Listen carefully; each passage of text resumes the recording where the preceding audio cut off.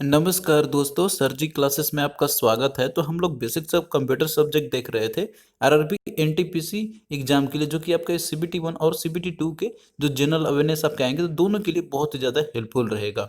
और इसके पहले जितने भी लेक्चर्स हमने कवर किए हुए हैं कंप्यूटर का, तो हमने देखिए इसका अलग से प्लेलिस्ट बना दिया है, तो आप लोग जो है वहाँ से जाके सारे वीडियो को देख सकते हैं। और हमने देखिए इसके पहले इन्वायरमेंट का भी पूरा कंप्लीट हमने आपके लेक्चर्स बना दिए हैं आरआरबी एनटीपीसी एग्जाम के लिए, और इसी एग्जाम के देखते हुए हमने बनाया हुआ, और साथ में उसका पीडीएफ भी हमने प्रोवाइड कर दिया है। तो उसका जो है पीडीएफ भी आपको मिल जाएगा, डिस्क्रिप्शन बॉक्स में लिंक दिया हुआ है, तो वहाँ जाके आप लोग पीडीएफ को बाई कर सकते हैं आप लोग, और साथ में जो है उसका लेक्चर भी देख सकते हैं। तो हम जो है एक एक करके आपका जनरल स्टडी के जितने भी आपके पोर्शन है आपके आरआरबी एनटीपीसी सिलेबस में, तो सभी को हम लोग करते चलेंगे, और to the examination point of view से ही हम लोग करते चलेंगे। तो चलिए स्टार्ट करते हैं हम लोग आज का क्लास। तो पिछले क्लास में आपने जो है इनपुट और आउटपुट यूनिट के बारे में आपने देखा था, जिसमें कि हमने डिस्कस किया हुआ था कंप्यूटर आर्किटेक्चर के बारे में। तो आज हम लोग उसी को प्रोसीड करते हुए हम लोग देखेंगे सेंट्रल प्रोसेसिंग यूनिट के रिगार्डिंग। तो देखिए ये भी आपका काफ़ी इंपॉर्टेंट पोर्शन है। जो सेंट्रल प्रोसेसिंग यूनिट जो होता है, तो इसके अंदर में जैसे जो मेनली कंपोनेंट होते हैं इसके, जैसे आपका रजिस्टर हो गया, अर्थमेटिक और कंट्रोल सर्किट हो गए, जिसको कि हम लोग एएलयू हम लोग बोलते हैं, जो कि ये सारे जो है आपस में इंटरप्रेट करते हैं, और जो भी इंस्ट्रक्शन आप देते हैं कंप्यूटर के अंदर में, तो उसको जो है एग्जीक्यूट करेगा असेंबली लैंग्वेज में। तो क्योंकि देखिए जो मशीन जो रहता है आपका, तो वो जो है ह्यूमन रीडेबल फॉर्मेट में तो वो तो अंडरस्टैंड करेगा नहीं। तो जितने भी इंफॉर्मेशन जो रहते हैं आपके, तो वो जो है एग्जीक्यूशन उसकी होती है असेंबली लैंग्वेज में। तो ये मेनली आपका जो रहता है सेंट्रल प्रोसेसिंग यूनिट के द्वारा होती है।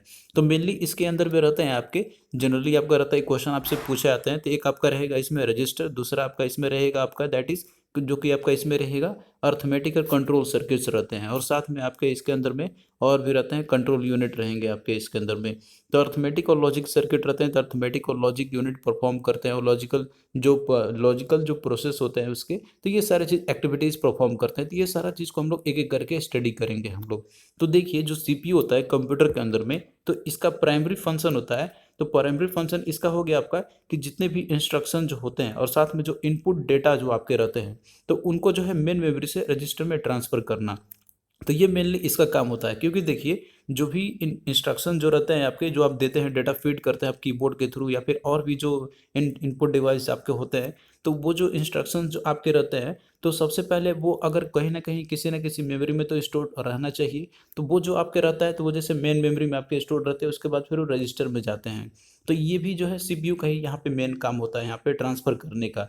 तो एग्जाम्पल आपका जैसे इसका इंटरनल मेमोरी का आपका ये हो गया इसका। फिर वही देखिए सीपीयू जो आपका रहता है, तो जितने भी इंस्ट्रक्शंस आपके रहते हैं एक स्टोर सीक्वेंस उन सभी को एग्जीक्यूट करता है, और साथ में जब भी ज़रूरत पड़ती है तो सीपीयू जो है आपका ये आउटपुट डेटा को मान लीजिए कि रजिस्टर से मेन मेमोरी में ट्रांसफ़र करना होता है, तो उस समय भी ये वर्क करती है। तो ये सारे जो मेन फंक्शंस है सीपीयू के, तो आई होप कि अब आप लोग जो है सीपीयू का क्या फंक्शंस है और इसके क्या पार्ट होते हैं, तो वो आप लोग अब समझ गए होंगे। तो आइए अब हम लोग यहाँ पे जो है एक एक करके सभी के बारे में डिटेल में स्टडी करते हैं हम लोग। तो सीपीयू के जो मेन कंपोनेंट आपके रहते हैं, जिसमें कि आपका अर्थमेटिक और लॉजिक यूनिट एएलयू हो गया, रजिस्टर यूनिट हो गया, और कंट्रोल यूनिट हो गया। तो देखिए जो अर्थमेटिक और लॉजिक यूनिट आपका रहता है, तो ये जो है इसके अंदर में इलेक्ट्रॉनिक सर्किट रहते हैं। तो ये जो है सारे जितने भी अर्थमेटिक और लॉजिकल ऑपरेशन जो रहते हैं यहाँ पे, जो भी डेटा अवेलेबल रहते हैं, तो उन सभी को ये एग्जीक्यूट करती है। तो जितने भी कंप्यूटर के अंदर में जैसे मान लीजिए अर्थमेटिक जो कैलकुलेशन जो होते हैं आपके, जैसे एडिशन करना हो गया, सब्ट्रैक्शन हो गया, मल्टीप्लिकेशन और डिवीजन करना हो गया, तो ये सारे चीज़ जो है परफॉर्म किया जाता है अर्थमेटिक यूनिट के द्वारा। और इसके साथ में जो लॉजिक यूनिट आपका रहता है, तो ये जो है ये सारे ऑपरेशन परफॉर्म करेंगे, लॉजिकल ऑपरेशन, जैसे कि आपका एंड और ये सारे ऑपरेशंस होते हैं। तो ये सर्किट ही रहते हैं कंप्यूटर के अंदर में, सभी का जो है फंक्शंस ये रहती है, जो कि एक इलेक्ट्रॉनिक सर्किट के फॉर्म में रहती है आपका एएलयू। और देखिए जो लॉजिकल यूनिट जो आपका रहता है यहाँ पे, तो ये जो है नंबर का भी कंपैरिजन करते हैं, लेटर का भी, और साथ में जो स्पेशल कैरेक्टर होते हैं तो उन सभी का भी ये कंपैरिजन करते हैं। तो देखिए जो एएलयू रहता है आपका, तो इसके अंदर में जितने भी डेटा मान लीजिए कि जो प्रोसेस रहते हैं यहाँ पे, तो ये जो है सारे के सारे रजिस्टर यूनिट में जाके होल्ड होते हैं। क्योंकि देखिए जो रजिस्टर आपका रहता है, तो ये एक टेम्पररी बेसिस पे एक मतलब कि एक टेम्पररी मेमोरी यूनिट्स होता है। तो जितने भी जो मतलब एएलयू के द्वारा जो प्रोसेस किए जाते हैं डेटा, तो वो सारे के सारे जो है तो रजिस्टर में जाके स्टोर्ड रहते हैं। और रजिस्टर मान लीजिए कि जैसे आपका एक स्मॉल यूनिट रहता है तो वो ज़्यादा अमाउंट ऑफ डेटा स्टोर नहीं कर पाएगा। तो जो प्रोसेसिंग में रहता है, जो कि आपका कंप्यूटर आप रन करते हैं, तो सिर्फ उसी को ही होल्ड करता है और वो भी आपका अर्थमेटिक और लॉजिक यूनिट जो भी मतलब परफॉर्म करते हैं तो उन सभी को ये होल्ड करके रखता है। तो वहीं देखिए जो रजिस्टर आपका रहता है तो ये सारे जो होते हैं एक स्पेशल पर्पस और high speed temporary memory units होते हैं, जो कि टेम्पररी बेसिस पे केवल ये मेमोरी को स्टोर करेंगे आपके। और एसेंशियली देखिए ये तब आपके इन्फॉर्मेशन को होल्ड करेंगे जब सीपीयू मान लीजिए कि ये करंटली आपका वर्किंग करता है। अगर मान लीजिए आइडल मोड में आपका सीपीयू है, कुछ काम आप नहीं कर रहे हैं कंप्यूटर पे, तो उस समय जो है रजिस्टर में कोई भी डेटा आपका स्टोर नहीं रहेगा। जब तक सीपीयू आपका रन करेगा तो उसी समय करंटली जब आपका वर्किंग करेगा तो उसी समय रजिस्टर के अंदर में जो है डेटा आपका स्टोर रहती है। तो इस तरीके से देखिए जो रजिस्टर जो रहता है आपका, तो जो भी इंस्ट्रक्शन या फिर मान लीजिए किसी का एड्रेस हो गया या फिर जो इंटरमीडिएट जो रिजल्ट्स होते हैं प्रोसेसिंग का, जो भी प्रोसेसिंग में होता है, सिर्फ उन्हीं का जो है केवल ये स्टोर करके रखेगा। बाकी और भी जैसे मान लीजिए कोई आप परमानेंट बेसिस पे डेटा का आप स्टोर करते हैं तो वो जो है आपका हार्ड डिस्क में स्टोर रहती है या फिर जो एक्सटर्नल जो भी डिवाइस आप यूज़ करते हैं तो उन सभी में स्टोर रहती है। बस जो करंटली जो प्रोसेसिंग में रहता है आपका सीपीयू मान लीजिए वर्किंग कर रहा है, तो उस समय जो टेम्पररी बेसिस पे जो डेटा स्टोर करता है आपका, तो वो रजिस्टर का काम रहता है यहाँ पे। और रजिस्टर जो रहती है तो ये बहुत ही स्मॉल मेमोरी में आती है। इसमें देखिए आपका वो ज़्यादा नहीं रहता है कि आपका जीबी में रहे या फिर वो जो बहुत ज़्यादा एमबी में रहे, बहुत ही स्मॉल रहती है इसकी जो इस कैपेसिटी की यदि हम बात करते हैं तो। फिर वही देखिए जो थर्ड जो कंपोनेंट आपका है सीपीयू का, तो वो है आपका कंट्रोल यूनिट है। तो कंट्रोल यूनिट देखिए इसका मेन फंक्शन होता है कि जितने भी इनपुट और आउटपुट डिवाइस होते हैं कंप्यूटर के अंदर में, तो उन सभी को कोऑर्डिनेट करना, मतलब कि कब कौन फंक्शन करेगा, कौन सा डिवाइस कब वर्किंग करेगा, तो इन सभी को कोऑर्डिनेशन करने का काम कंट्रोल यूनिट करता है आपका। तो ये भी आपका एक तरीके से सर्किट रहती है जो कि आपकी रहती है। तो ये जितने भी कंप्यूटर आपके रहते हैं, तो कंप्यूटर सिस्टम के अंदर में मान लीजिए कि कोई भी आपका स्टोर प्रोग्राम है या फिर इंस्ट्रक्शन है आपका, तो उसका जैसे किस तरीके से कम्युनिकेट करना है एएलयू और रजिस्टर के बीच में, तो उनको डायरेक्ट करने का काम करता है कंट्रोल यूनिट। और साथ साथ में जितने भी प्रोसेसिंग आपके होते हैं डेटा और इंस्ट्रक्शंस का, तो उनको भी ऑर्गेनाइज करने का काम करता है आपका कंट्रोल यूनिट हो, तो नाम ही इसका कंट्रोल यूनिट आपका है। तो ये सारे जितने भी प्रोसेसिंग होते हैं आपके डेटा इंस्ट्रक्शंस के, तो उनको जो है ये ऑर्गेनाइज करेगा और साथ में जो इनपुट और आउटपुट डिवाइस होते हैं कंप्यूटर के अंदर में, तो उनको कोऑर्डिनेट करेगा साथ साथ में। तो ये जो है आपके थ्री मेन कंपोनेंट्स आपके होते हैं सीपीयू के, जिसमें कि आपने स्टडी किया एएलयू, रजिस्टर और उसके बाद कंट्रोल यूनिट का। तो ये चीज़ आपसे एग्जाम में क्वेश्चन आपसे बराबर पूछे जाते हैं। अब देखिए यहाँ पे हम लोग देखेंगे बसेस के बारे में, क्योंकि देखिए जो कंप्यूटर सिस्टम आपका रहता है तो उसमें बहुत सारे बसेस आपके हुए लगे हुए रहते हैं, जिनसे कि कम्युनिकेशन होती है आपस में, जितने भी डिवाइसेस होते हैं इलेक्ट्रॉनिक सर्किट जो रहते हैं। तो बसेस जो रहते हैं आपके, तो ये दो तरीके के होते हैं, एक आपका इंटरनल बस और दूसरा होता है एक्सटर्नल बस होती है। तो देखिए इंटरनल बस जो आपके रहते हैं तो इसके भी जैसे क्लासिफिकेशन इनकी है। जो आपके इंटरनल बसेस आपके रहते हैं जो कि मेमोरी के, सॉरी मेमोरी नहीं, जो कि आपका सर्किट रहती है तो उसके अंदर में लगा रहता है, मतलब जितने भी कंपोनेंट्स रहते हैं कंप्यूटर के अंदर में, तो वो आपस में एक दूसरे से कम्युनिकेट करने के लिए जो है बसेस से कनेक्टेड रहते हैं। तो जो बस आपके रहते हैं तो वो थ्री टाइप्स के होते हैं आपके, जैसे डेटा बस हो गया, एड्रेस बस हो गया और तीसरा आपका होता है कंट्रोल बस हो गया। तो यहाँ पे जो है आप लोग फिगर में यहाँ पे आप देख सकते हैं रिगार्डिंग जो आपका एक सिस्टम बस जो रहता है किस तरीके से ऑर्गेनाइज आपका रहता है। तो मेनली देखिए आप जानते हैं कि जैसे आपका कंप्यूटर सिस्टम आपका रहता है तो इसमें मेनली आपका सीपीयू, मेमोरी यूनिट और साथ में इनपुट और आउटपुट यूनिट रहते हैं। तो सर्किट आपका इन्हीं सब जो चीज़ों से जो है आपस में कनेक्टेड रहते हैं। तो सीपीयू के थ्रू और साथ में जो आपका मेमोरी है और इनपुट आउटपुट यूनिट से, तो इसको कम्युनिकेशन करनी होती है, तो उसके लिए डिफरेंट बसेस की ज़रूरत पड़ती है, यानी कि जो इंटरनल बसेस आपके हैं, तो जिसमें कि आपका कंट्रोल बस है, आपका एड्रेस बस है और डेटा बस है। तो इस फिगर में आप यहाँ पे देख सकते हैं कि जो आपका डेटा बस जो आपका रहता है, तो ये जो है आपका सीपीयू से, मेमोरी से और साथ में जो इनपुट आउटपुट यूनिट है, तो इन सभी से आपके ये कनेक्टेड रहते हैं। और इनका जो डायरेक्शन जो रहता है फ्लो करने का, तो ये जो है आपका बाई डायरेक्शनल ये फ्लो कर सकता है आपका, यानी कि दैट इज सीपीयू से मेमोरी और मेमोरी से मान लीजिए सीपीयू में कम्युनिकेशन करनी होती है, तो ये वो डायरेक्शन आपके कम्युनिकेट कर सकता है। और वहीं पे देखिए एक्सटर्नल बस की हम बात करते हैं, तो एक्सटर्नल बस आपके ये सारे केबल आपके रहते हैं जिनके थ्रू आप लोग जो है कनेक्ट करते हैं एक्सटर्नल डिवाइसेस को। जैसे मान लीजिए आपका जो यूएसबी रहता है, तो इसके थ्रू आप लोग अपना मोबाइल को आप कनेक्ट करते हैं कंप्यूटर से या फिर लैपटॉप से, तो ये आपके एक्सटर्नल बस का आपका एक एग्जाम्पल हो गया। तो आई होप कि आप लोग जो है बसेस के बारे में आप लोग इसके बारे में अच्छे से आप लोग समझ गए होंगे। अब आइए हम लोग यहाँ पे देखते हैं इनपुट और आउटपुट पोर्ट्स के बारे में। तो देखिए जो इनपुट और आउटपुट पोर्ट जो आपके रहते हैं, तो ये सारे वो पेरिफेरल डिवाइसेस आपके रहते हैं जो कि आप कंप्यूटर में ये आपस में कनेक्टेड रहते हैं आपके। तो इनपुट आउटपुट पोर्ट जो रहते हैं आपके, तो ये एक एक्सटर्नल इंटरफेस आपके रहते हैं, जो कि हम लोग इनपुट और आउटपुट डिवाइस को कनेक्ट करने के लिए हम लोग यूज़ करते हैं। जैसे मान लीजिए प्रिंटर आपका हो गया, या मॉडेम हो गया, या फिर जो जॉयस्टिक रहता है जो कि आप कंप्यूटर से कनेक्ट करते हैं इन सारे डिवाइस को, तो इसके लिए इनपुट और आउटपुट पोर्ट्स की ज़रूरत पड़ती है। तो देखिए इनपुट और आउटपुट डिवाइसेस आपके जितने भी कनेक्टेड रहते हैं कंप्यूटर के थ्रू, तो वो देखिए पोर्ट्स आपका मे बी डिफरेंट टाइप के हो सकते हैं। कुछ जो है रहते हैं आपके सीरियल पोर्ट होते हैं, और कुछ पैरेलल पोर्ट होते हैं, और कुछ जो है आपके यूनिवर्सल सीरियल बसेस होते हैं, और साथ में आपके यूएसबी फायर पॉइंट्स आपके रहते हैं यहाँ पे। तो ये सारे जो रहते हैं आपके, तो मेनली हम लोग यूज़ करते हैं कनेक्शन करने के लिए जो भी एक्सटर्नल डिवाइसेस आपके रहते हैं। तो देखिए जो इनपुट और आउटपुट पोर्ट्स मेनली आपके रहते हैं यहाँ पे, तो इनसे आपको क्वेश्चन पूछे जाते हैं, जिसमें कि आपका सबसे मेन आपका रहता है दैट इज यूएसबी। तो इसका फुल फॉर्म भी बहुत बार पूछा जाता है। तो इसका फुल फॉर्म होता है दैट इज यूनिवर्सल सीरियल बस। तो ये आपका कॉमन और सबसे popular external bus port available रहता है कंप्यूटर के साथ में, जिसको कि आप लोग कनेक्शन करने के लिए यूज़ करते हैं, कोई भी डिवाइस को कनेक्ट करते हैं इसके थ्रू। और यूएसबी जो है इसमें देखिए प्लग एंड प्ले फीचर्स भी रहती है, जिससे कि मान लीजिए कोई डिवाइस आपका है, तो वो मतलब कि रन कर रहा है कि नहीं कर रहा है, तो इसमें आपको ये फीचर जो है अवेलेबल रहती है, जिससे आपको पता चल जाता है कि कोई डिवाइस जो है आपका वो रन कर रहा है कि नहीं। तो प्ले एंड प्लग फंक्शन जो है यूएसबी में आपका ये फैसिलिटी जो है एक स्पेशल फीचर्स रहती है इसकी।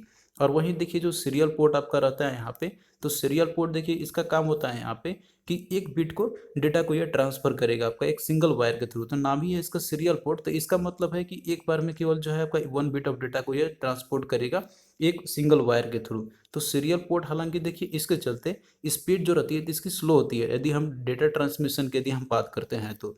और वहीं देखिए पैरेलल पोर्ट आपका है, तो पैरेलल पोर्ट आपका जैसे इंटरफेस रहता है, जिससे के थ्रू आप लोग 8 से या फिर इससे अधिक डेटा वायर सब कनेक्ट कर सकते हैं, और एक बार में जो है बहुत सारा डेटा जो है ट्रांसमिट किया जाता है। बहुत एक एक बिट से भी ज़्यादा डेटा को आप ट्रांसमिट कर सकते हैं, नाम इसका पैरेलल पोर्ट है। तो आप लोग इसके थ्रू जो है एक साथ में बहुत सारे डेटा को ट्रांसमिट किया जा सकता है। तो डेटा जो फ्लो आपका रहता है यहाँ पे, अगर मान लीजिए 8 वायर का आपका अगर पैरेलल पोर्ट है, तो उसके साथ में एक बार में 8 वायर से थ्रू जो है आपका 8 बिट ऑफ डेटा ट्रांसमिट किया जा सकता है एक ही बार में साइमल्टेनियसली। तो ये इसका एडवांटेज है, जिसके चलते जो स्पीड रहती है पैरेलल पोर्ट का, तो इसकी ज़्यादा होती है as comparison to serial port. और इसके अलावा देखिए कुछ फायर वायर भी रहते हैं आपके। तो फायर वायर क्या होता है आपका, कि जैसे मान लीजिए कोई ऑडियो या फिर कोई मान लीजिए वीडियो मल्टीमीडिया डिवाइसेस आपको कनेक्ट करना है आपको कंप्यूटर के साथ में, जैसे कि आपका वीडियो कैमरा ही एग्जांपल हो गया, तो उसके लिए जो फायर वायर का यूज़ किया जाता है। तो सिंपली आपका ये भी एक डिवाइस होता है कि जिससे थ्रू हम लोग मान लीजिए आपका ऑडियो और वीडियो मल्टीमीडिया डिवाइस कोई भी आपका रहता है, तो इसके थ्रू आप लोग कनेक्ट कर सकते हैं। तो ये सारे चीज़ इंपॉर्टेंट आपके जो है सेक्शंस है आपके एग्जाम पॉइंट ऑफ व्यू से, तो इन सभी को आप लोग अच्छे से स्टडी करना। अब आइए हम लोग यहाँ पे क्वेश्चंस करते हैं जो कि आपके आरआरबी एनटीपीसी में क्वेश्चन पूछे गए थे इन्हीं सेक्शन से रिलेटेड। तो क्वेश्चन देखिए आपका यहाँ पे पहला है कि computer can not work without. तो कंप्यूटर जो है वर्क नहीं कर सकता है आपका किसके बिना। तो ऑप्शन में देखिए आपका दिया हुआ स्कैनर, इंटरनेट, माउस या फिर सीपीयू। तो देखिए इन तीनों में से, इन चारों में से जो आपको ऑप्शन दिया हुआ है दैट इज सीपीयू जो है आपका, तो सीपीयू के बिना कंप्यूटर वर्क नहीं कर सकता है आपका, क्योंकि सेंट्रल प्रोसेसिंग यूनिट है तो मेन यही होता है कंप्यूटर का सबसे मेन कंपोनेंट आपका रहता है। तो इसके बिना कोई भी कंप्यूटर वर्क नहीं कर पाएगा। तो ऑप्शन डी आपका करेक्ट आंसर हो जाएगा। और बाकी देखिए जैसे स्कैनर है या फिर इंटरनेट या फिर जो माउस है, तो इनके बिना कंप्यूटर को आप लोग ऑपरेट कर सकते हैं, और ये चीज़ आप लोग प्रैक्टिकली भी करके देख सकते हैं। फिर अगला क्वेश्चन देखिए, नीचे आपको यहाँ पे दिया हुआ है कि a person is called computer literate if she is just able to. तो मान लीजिए कोई भी पर्सन है वो कंप्यूटर लिटरेट है, वो कब आप पता कर सकते हैं। तो इसमें ऑप्शन में देखिए आपका दिया हुआ है कि रन नीड बेस्ड एप्लीकेशन, या फिर क्रिएट एंटीवायरस सॉफ्टवेयर, या राइट प्रोग्राम, या हैक अदर कंप्यूटर्स। तो देखिए कंप्यूटर लिटरेट होने के लिए कोई ऐसा नहीं है कि आपके पास बहुत ज़्यादा हाई मतलब कि आपके नॉलेज होना चाहिए कंप्यूटर से रिलेटेड कि आप लोग एंटीवायरस सॉफ्टवेयर बनाइए, या फिर कोई आप प्रोग्राम लिख सके, या फिर कोई किसी दूसरे कंप्यूटर को आप हैक कर सके। सिंपली है कि आप कोई भी नीड बेस्ड एप्लीकेशन जो कंप्यूटर के अंदर बनाती है जिससे कि आपका काम हो जा रहा है, आप लोग उसको यदि आप रन कर पा रहे हैं, तो आप लोग जो है कंप्यूटर लिटरेट कहला सकते हैं। तो ऑप्शन वन जो है इसका आपका करेक्ट आंसर हो जाएगा। तो बाकी इसमें जो आपके दिए हुए थे इररिलेवेंट आपके हैं इससे रिलेटेड। तो सिंपल क्वेश्चन है, ये आप लोग बेसिक अंडरस्टैंडिंग पे भी इसका आंसर आप लोग बता सकते हैं। तो इस तरीके से भी कभी कभार क्वेश्चन आपसे पूछ लिए जाते हैं। फिर अगला देखिए क्वेश्चन आपका दिया हुआ है कि which one is not true with the backup. तो बैकअप से रिलेटेड कौन सा स्टेटमेंट इसमें आपका सही नहीं है, वो दिया है आपका यहाँ पे। तो देखिए ऑप्शन ए में दिया हुआ है कि exact copy of computer files. दूसरा दिया हुआ है इसमें आपका it is a part of business continuity plan. तीसरा दिया हुआ है कि PC do not require regular backup या फिर the off site and the on site backup of more and are more beneficial. तो देखिए जो बैकअप आपका किया जाता है यहाँ पे, तो इसके लिए एग्जैक्ट कॉपी जब आपको करना होता है कंप्यूटर फाइल्स का तब हम लोग करते हैं। और साथ में जो बिजनेस कंटिन्यूटी प्लान रहता है तो उसका एक हिस्सा ये तो है ही कि मान लीजिए जब भी कोई बिजनेस में आप कोई भी कंटिन्यूटी प्लान होती है तो उसमें बैकअप रखना जरूरी होती है।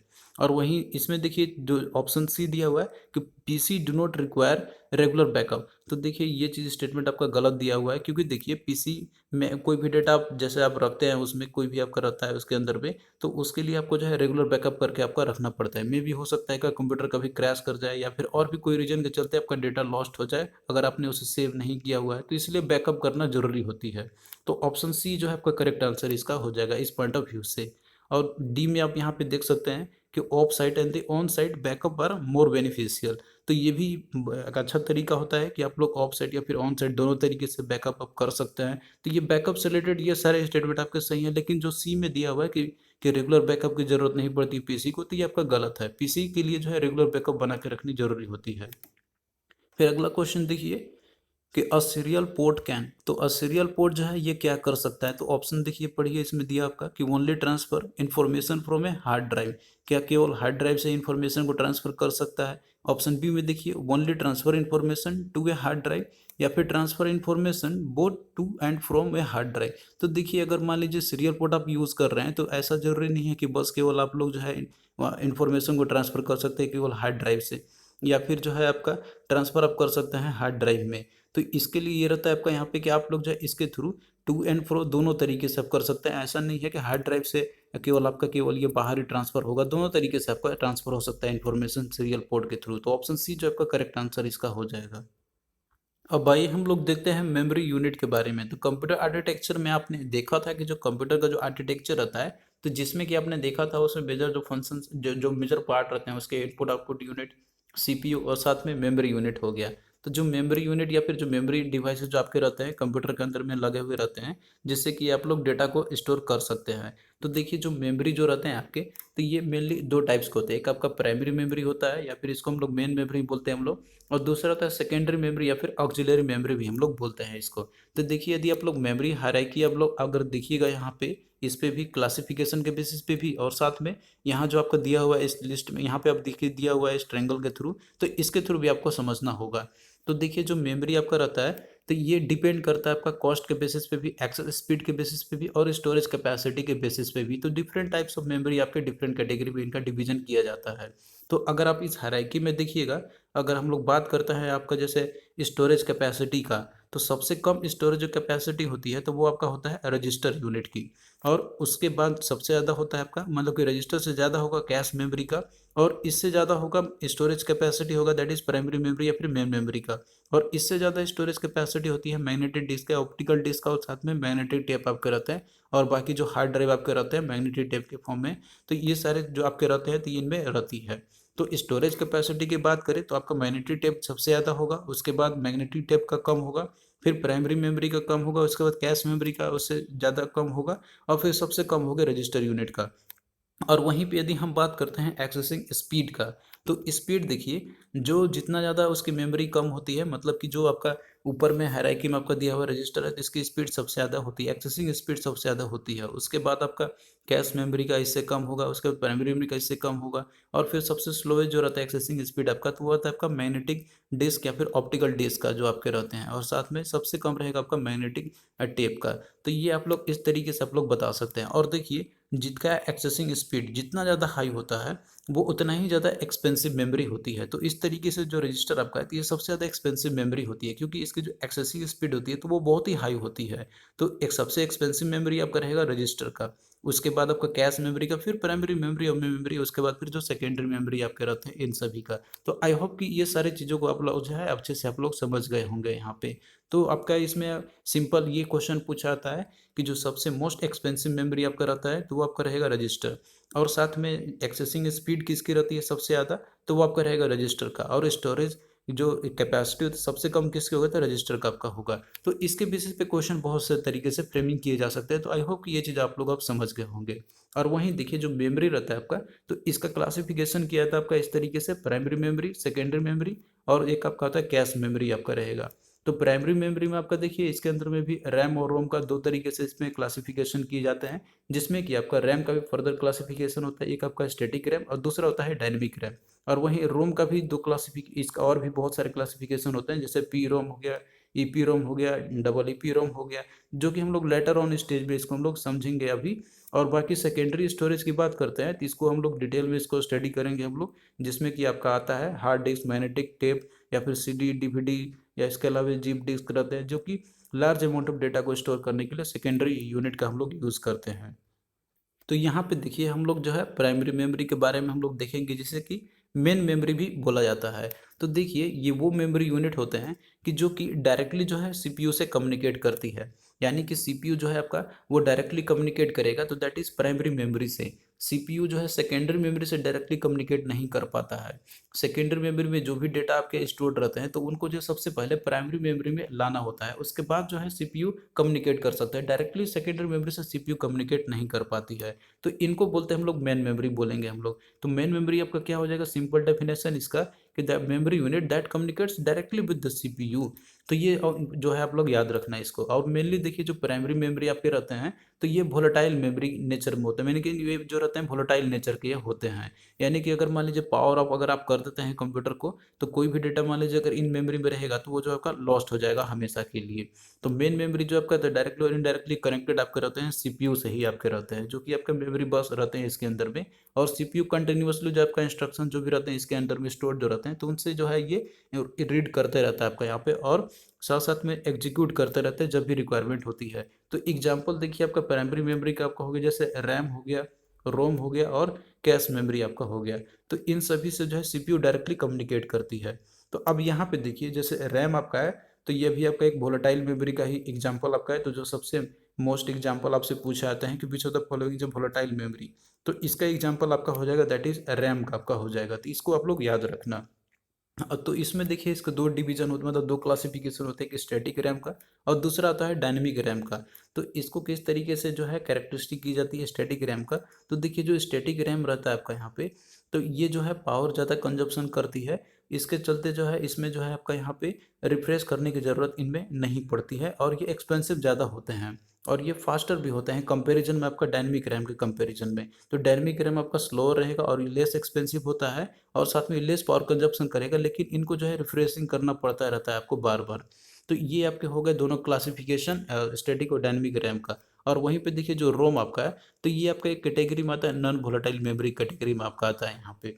तो ये जो है आप लोग इसको याद रखना। और ये वो मेमोरी आपका रहता है कि जो कंप्यूटर जब आप लोग बूट अप करते हैं, यानी कि जब से आप स्टार्ट करते हैं, तो उस समय जो है रोम मेमोरी आपका यूटिलाइज होती है। तो ये आपके स्मॉल प्रोग्राम जैसे फॉर्मवेयर आपके रहते हैं यहाँ पे, तो वो सारे जो है रोम चिप्स में ही स्टोर्ड आपके रहते हैं। तो रोम में आपके क्या रहेगा, दैट इज फॉर्मवेयर जो आपके रहते हैं, तो ये सारे जो है रोम चिप्स में इंस्टॉल्ड रहते हैं। तो इसके भी फर्दर क्लासिफिकेशन होते हैं रोम के, जैसे आपका पी रोम हो गया, डबल पी रोम हो गया, ईपी रोम हो गया। तो इसमें उतना आपको डिटेल में नहीं जाना है, बस इसका जो क्लासिफिकेशन है आप लोग उतना याद कर लीजिए। अब आइए हम लोग यहाँ पे क्वेश्चंस करते हैं, जो कि आपका आरआरबी एनटीपीसी के प्रीवियस ईयर में पूछे गए थे इन्हीं से टॉपिक से। तो क्वेश्चन देखिए आपका है कि which of the following is not true about RAM. तो रैम के बारे में कौन सा इसमें से ट्रू नहीं है वो आपको बताना है। तो ऑप्शन देखिए आपका दिया हुआ इसमें रैंडम एक्सेस मेमोरी। तो देखिए जो रैम आपके रहते हैं यहाँ पे, तो ये रैंडम एक्सेस मेमोरी का तो एग्जाम्पल तो आपका है ही, ये सिक्वेंसी बेसिस पे काम नहीं करता है आपका। फिर इसके बाद दूसरा दिया हुआ इसमें कि रीड राइट मेमोरी। तो रीड राइट मेमोरी देखिए रैम तो आपका जैसे ये तो रहता ही है, और उसके साथ में वोलेटाइल मेमोरी है। तो वोलेटाइल मेमोरी तो आपका रहता ही है कि यानी कि जो भी इन्फॉर्मेशन रहते हैं यदि पावर आप कर देते हैं, पावर ऑफ अगर हो जाती है, तो इसमें जो डेटा रहती है तो वो लॉस्ट हो जाती है। और डी देखिए दिया इसमें कि सीक्वेंशियल एक्सेस मेमोरी। तो देखिए जो रैम आपका रहता है तो ये सीक्वेंशियल एक्सेस मेमोरी का एग्जाम्पल आपका नहीं है, तो यही जो है आपका स्टेटमेंट गलत है इसमें। तो ऑप्शन 4 आपका करेक्ट हो जाएगा इसका। फिर अगला देखिए कि which of the following is not true about the cache memory. तो कैश मेमोरी के रिगार्डिंग कौन सा इसमें से जो है स्टेटमेंट ट्रू नहीं है वो आपको बताना है। तो ऑप्शन देखिए दिया हुआ इसमें कि फास्टर मेमोरी देन रैम। तो फास्टर मेमोरी रैम से भी ज़्यादा फास्टर होता है। तो देखिए ये स्टेटमेंट आपका सही है। आपने हायरार्की देखा था वहाँ पे कि जो रैम आपका मतलब कि जो कैश मेमोरी होता है तो वो रैम के कंपैरिजन में ऊपर रहता है, यानी कि वो अबव रहता है यदि हम बात करते हैं यहाँ पे एक्सेसिंग स्पीड का, यानी कि फास्टर कंपैरिजन में। फिर दूसरा दिया हुआ इसमें कि वोलेटाइल मेमोरी। तो देखिए जो रैम आपका रहता है तो ये वोलेटाइल मेमोरी तो सॉरी कैश मेमोरी है तो ये वोलेटाइल मेमोरी तो आपका रहता ही है, क्योंकि एक बार डेटा अगर इसमें जो भी स्टोर रहता है तो वो आपका जो है लॉस्ट हो जाएगा पावर ऑफ अगर आप करते हैं तो। और साथ में अगला दिया हुआ है इसमें कि smaller in size than the RAM. तो देखिए रैम के कंपैरिजन में जो साइज रहता है कैश मेमोरी का तो ये स्मॉलर होती है। और ये चीज़ आपने नोटिस भी किया होगा जब आप लोग कंप्यूटर आप लोग लेते होंगे तो कॉन्फ़िगरेशन आप लोग देखते हैं कि रैम जो आपका अवेलेबल रहता है तो वो आपका 4 GB या 8 GB में रहता है, लेकिन जो कैश मेमोरी आपका रहता है तो ये 4 GB या फिर 6 GB इस तरीके सॉरी कैश मेमोरी आपका 6 MB या फिर जो 4 MB में ही आती है, लेकिन रैम आपका ये GB में आता है। तो स्मॉलर साइज तो इसका रहता ही है। और डी में दिया 4 में दिया आपका यहाँ पे कि सीक्वेंशियल एक्सेस मेमोरी। तो कैश मेमोरी देखिए ये जो भी रहता है आपका यहाँ पे तो ये भी एक रैंडम मेमोरी होता है, सीक्वेंशियली एक्सेस आप नहीं कर सकते हैं कैश मेमोरी को। तो ये भी जो यही स्टेटमेंट आपका इसमें गलत दिया हुआ है तो ऑप्शन 4 आपका करेक्ट हो जाएगा। तो ये सारे कुछ बेसिक क्वेश्चन है, ज़्यादा आपसे कोई ज़्यादा टफ क्वेश्चन नहीं पूछे जाएंगे। यदि आपने अच्छे से लेक्चर को देखा होगा और सुना होगा तो आप लोग जो है आराम से क्वेश्चन को कर सकते हैं। फिर अगला क्वेश्चन देखिए कि which of the following memories is directly accessible by the CPU. तो कौन सा इसमें से मेमोरी है कि जो कि डायरेक्टली सीपीयू के द्वारा एक्सेसिबल किया जा सकता है। तो ऑप्शन में देखिए यहाँ पे दिया हुआ है रैम दिया हुआ है, हार्ड डिस्क दिया हुआ है, मैग्नेटिक टेप दिया हुआ है, डीवीडी दिया हुआ है। तो आपको मैंने बताया था कि जो प्राइमरी मेमोरी या फिर जो मेन मेमोरी होते हैं तो वो जो है डायरेक्टली एक्सेस होते हैं सीपीयू के द्वारा। तो इसमें रैम आपका दिया हुआ है जो कि ये मेन मेमोरी का आपका एग्जाम्पल है, तो यही आपका राइट आंसर हो जाएगा। और बाकी जो मैग्नेटिक टेप, हार्ड डिस्क या डीवीडी जो ये सेकेंडरी स्टोरेज डिवाइस आपके होते हैं जो कि डायरेक्टली एक्सेस नहीं होते हैं सीपीयू के द्वारा। आपके लिए जो डीवी कंटेंट रहते हैं इसके अंदर में जो डेटा जो रहते हैं इन सेकेंडरी यूनिट के अंदर में, तो इनको पहले प्राइमरी मेमोरी में ट्रांसफर करना था, उसके बाद ही सीपीयू एक्सेस कर सकती है। फिर अगला क्वेश्चन देखिए इन ए कंप्यूटर कि what is the name of the high speed memory used. तो कंप्यूटर के अंदर में उस नाम आपको बताना है कि जो सबसे हाई स्पीड मेमोरी यूज्ड जो करते हैं हम लोग। तो ऑप्शन देखिए आपका दिया हुआ है कैश, रैम दिया हुआ है, बायोस दिया हुआ है, फिर हार्ड डिस्क आपका दिया हुआ है इसमें।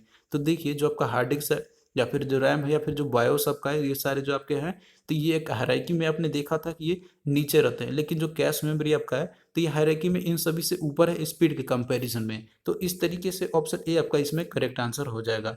अब देखिए ये जो है आपका ऑप्शन पे भी डिपेंड करेगा। यदि मान लीजिए कि इसमें बायोस का जगह पे आपका रजिस्टर दिया रहता तो उस केस में हाई स्पीड मेमोरी कंपैरिजन में वो आपका ऑप्शन हो जाता है। तो डिपेंड करेगा ऑप्शन में आपका क्या क्या दिए हुए हैं। तो यहाँ पे कैश मेमोरी आपका दिया हुआ है, तो इस तरीके से ऑप्शन ए आपका करेक्ट होगा इसका। अब आइए हम लोग इसके अलावा और भी इंपॉर्टेंट क्वेश्चन को डिस्कस कर लेते हैं जो कि आपसे पूछे जा सकता है एग्जाम में। तो क्वेश्चन देखिए आपके यहाँ पे दिया हुआ है कि all the arithmetic and logical operation in a computer are done by. तो जितने भी अर्थमेटिक और लॉजिकल ऑपरेशन जो होते हैं कंप्यूटर के अंदर में तो ये सारे एएलयू के द्वारा परफॉर्म किए जाते हैं आपके। तो इसका राइट आंसर ऑप्शन ए आपका हो जाएगा, दैट इज एएलयू आपका हो जाएगा इसमें से। फिर अगला देखिए इसमें दिया हुआ है कंट्रोल यूनिट इज कॉल्ड। तो कंट्रोल यूनिट जो रहता है कंप्यूटर के अंदर में तो इसको बोलते हैं हम लोग दैट इज नर्व सेंटर और ब्रेन इसको हम लोग बोलते हैं कंप्यूटर का। तो ऑप्शन बी इसका करेक्ट आंसर आपका हो जाएगा। फिर अगला देखिए कि what are the components of a CPU in a computer. तो सीपीयू के अंदर में कौन कौन से कंपोनेंट होते हैं। तो आपको मैंने बताया था कि जो सीपीयू आपका रहता है तो इसके अंदर में आपका जैसे control unit, arithmetic and logic unit और रजिस्टर रहते हैं इसके। तो ऑप्शन सी आपका जो है करेक्ट आंसर इसका हो जाएगा। फिर नेक्स्ट देखिए कि यूएसबी स्टैंड्स फॉर। तो देखिए यूएसबी का फुल फॉर्म होता है यूनिवर्सल सीरियल बस। तो इसमें देखिए आपका दिया ऑप्शन बी में आपका करेक्ट दिया हुआ दैट इज यूनिवर्सल सीरियल बस। तो बी करेक्ट आंसर हो जाएगा इसका। फिर अगला क्वेश्चन देखिए कि which of the following is true. तो कौन सा इसमें स्टेटमेंट आपका सही है, ट्रू दिया हुआ है। तो ऑप्शन पढ़िए इसमें दिया हुआ है कि primary memory is non volatile. तो देखिए जो प्राइमरी मेमोरी आपके जो रहते हैं तो ये जो है आपके वोलेटाइल नेचर के होते हैं, नॉन वोलेटाइल नहीं होते हैं। तो ये तो स्टेटमेंट गलत आपका दिया हुआ है। फिर देखिए दूसरा दिया हुआ इसमें कि सेकेंडरी मेमोरी इज वोलेटाइल। तो देखिए जो सेकेंडरी मेमोरी जो रहते हैं तो वो नॉन वोलेटाइल नेचर के होते हैं, क्योंकि इनमें जो इन्फॉर्मेशन स्टोर रहती है तो वो आपका जो है पावर ऑफ होने के बाद भी जो है वो लॉस्ट नहीं होता है। तो ये भी स्टेटमेंट गलत दिया आपका यहाँ पे। फिर अगला देखिए दिया हुआ इसमें कि रोम इज नॉन वोलेटाइल मेमोरी। तो रोम जो है तो आपका नॉन वोलेटाइल मेमोरी है। तो देखिए ये स्टेटमेंट आपका जो सी दिया हुआ है तो ये ट्रू आपका दिया हुआ है यहाँ पे, क्योंकि रोम जो है तो ये नॉन वोलेटाइल मेमोरी कैटेगरी है, क्योंकि जो डेटा रहता है इसके अंदर में स्टोर जो रहते हैं यदि पावर ऑफ भी हो जाता है तो ये लॉस्ट नहीं होता है। तो ऑप्शन सी आपका करेक्ट हो जाएगा। बाकी डी भी देखिए दिया हुआ है कि RAM is a non volatile memory. तो देखिए रैम जो है तो आपका ये वोलेटाइल मेमोरी का आपका ये एग्जाम्पल है। तो ये आपका गलत दिया हुआ है। तो आपको जो है ध्यान से देखना होगा कि स्टेटमेंट में क्या क्या दिए हुए हैं और क्वेश्चन आपसे क्या पूछी गई है। फिर अगला देखिए क्वेश्चन है आपका इसमें कि which of the following is not true about the EPROM. तो ईपी रोम के रिगार्डिंग कौन सा स्टेटमेंट इसमें से सही नहीं है वो आपको बताना है। तो ऑप्शन में देखिए दिया हुआ इसमें रैंडम एक्सेस मेमोरी, तो देखिए जो ईपी रोम या फिर कोई भी रोम रहता है तो वो सारे के सारे जो है तो वो रैंडम एक्सेस ही मेमोरी ही होते हैं। फिर अगला देखिए इरेजेबल प्रोग्रामेबल रीडेबल मेमोरी, तो ये इसका फुल फॉर्म में दिया हुआ है, तो ये तो सही दिया होगा यहाँ पे। और नॉन वोलेटाइल मेमोरी, तो जितने भी रोम होते हैं तो वो नॉन वोलेटाइल मेमोरी कैटेगरी के होते हैं, तो ये भी सही है। और सीक्वेंशियल एक्सेस मेमोरी, तो देखिए जितने भी रैम या रोम होते हैं तो वो सारे के सारे रैंडम एक्सेस मेमोरी होते हैं, तो ये स्टेटमेंट आपका गलत दिया हुआ है, तो ऑप्शन 4 जो है आपका ये करेक्ट आंसर हो जाएगा, जो कि रोम ईपी रोम के रिगार्डिंग ट्रू नहीं है। तो इस तरीके से देखिए जितने भी इंपॉर्टेंट क्वेश्चन है और साथ में जो प्रीवियस ईयर के जो क्वेश्चन थे आपके, तो हमने यहाँ पे पूरा कंप्लीट आपका करा दिया है। तो आपको कैसा लगा ये लेक्चर आप लोग कमेंट करके ज़रूर बताना, और इसी तरीके से आगे भी लेक्चर आपका चलता रहेगा कंप्यूटर का। और हमारा टारगेट है कि एग्ज़ाम तक आपका जो है हम लोग और भी करते रहेंगे, आपका जनरल स्टडी पूरा कंप्लीट कराने का हमारा टारगेट है, और इसी तरीके से हम आपको पूरा कराते चलेंगे। और बाकी देखिए हमने इन्वायरमेंट का ऑलरेडी हमने पूरा कंप्लीट जो है करा दिया है, और साथ में पीडीएफ का प्रोवाइड कर दिया है, तो डिस्क्रिप्शन बॉक्स में लिंक इसका दिया हुआ है। और कंप्यूटर का जैसे ही पीडीएफ कंप्लीट हो जाएगा तो इसका भी हम आपको प्रोवाइड कर देंगे पूरा कंप्लीट के साथ में, जैसा कि हमने आपके और भी सब्जेक्ट्स को प्रोवाइड करते रहा है। तो चलिए दोस्तों, मिलते हैं नेक्स्ट वीडियो में, तब तक के लिए बाय।